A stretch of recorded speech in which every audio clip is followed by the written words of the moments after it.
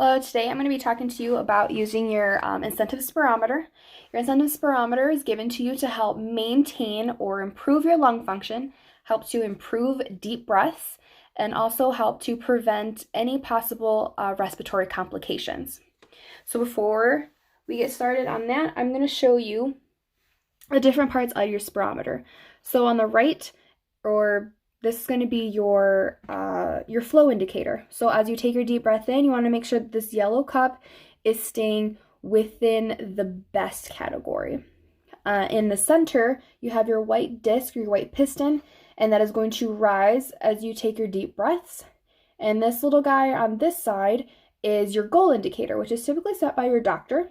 So as you take a deep breath in, you want to make sure that this disc is reaching that little goal marker there.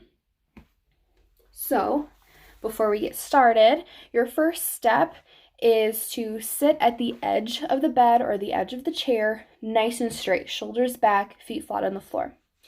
Then you're going to grab your spirometer and your mouthpiece, and you're going to make sure before you do this, you want to let all your air out. Once you do that, seal your lips around the mouthpiece, and you're going to take a nice deep breath in, letting your belly expand, not using your shoulders to help you take a deep breath. You want to make sure your belly is expanding while you're doing that. So you take your deep breath in, and you're going to watch that disc rise up to the marker.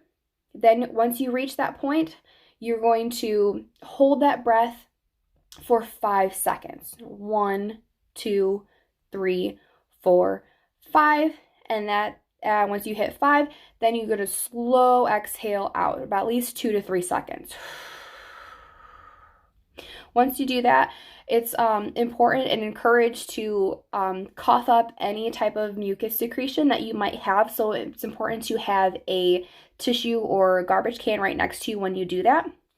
When you're doing this, you want to go about 5 to 10 times a day, or at least 5 to 10 times a breath, and as many times as your doctor recommends that you do it, which could be either the 5 to 10 times a day, or maybe they might recommend doing the 5 to 10 times once 2 hours. Really depends on what your doctor says, but for sure 5 to 10 times a day. Take your time with it.